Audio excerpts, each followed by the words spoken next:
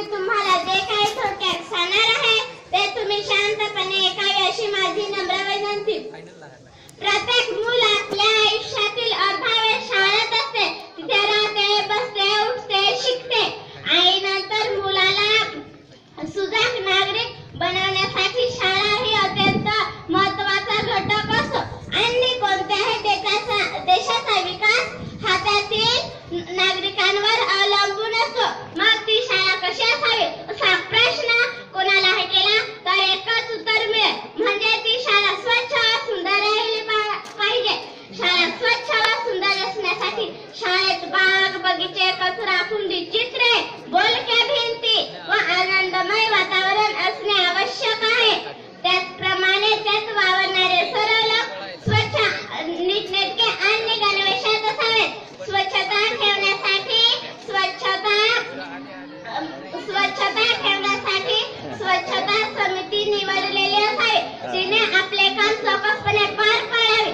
शाळा अति सुंदर असण्याची ही गरज नाही, फक्त मुले त्यात रमावीत इतकी स्वच्छ व सुंदर असावी। स्वच्छता सर्व जणे हणे करून ती स्वच्छता मंत्र्यांनी परिसराची स्वच्छता, वर्गाची स्वच्छता, मुलांची स्वच्छता, वर्ग सजविणे यासाठी सतत पाठपुरावा केला पाहिजे। परिसरात कचरा कुंडीत टाका असे सूचनांचे फलक लावलेले असावेत। कचरा कुठे फेकून देऊ नये।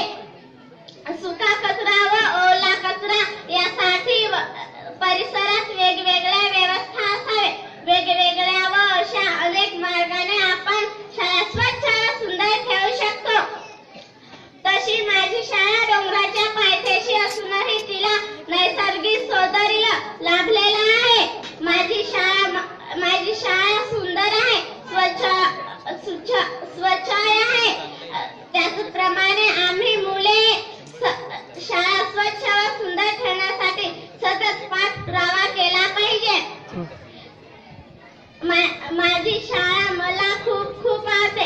शेवटी एवढेच म्हणे, शाळा असावी शाळेसारखी, नको तर नुसत्या भिंती, इथे असावा स्वच्छ परिसर, नको तर नुसत्या रीती, त्या चित्रांनाही अर्थ असावा, नको तर नुसते गर्दी, त्या मुलांनाही शिस्त असावी, नको तर नुसती वर्दी, त्या शब्दांनाही अर्थ असावा, नको तर नुसती वर्दी, सूर जुळावे परस्परांचे, नको तर नुसती गाणी, या शाळेतून पिल्लू उडावे दिवे घेऊन, आकांक्षाचे पंख होऊन, शाळेवरती भक्ती।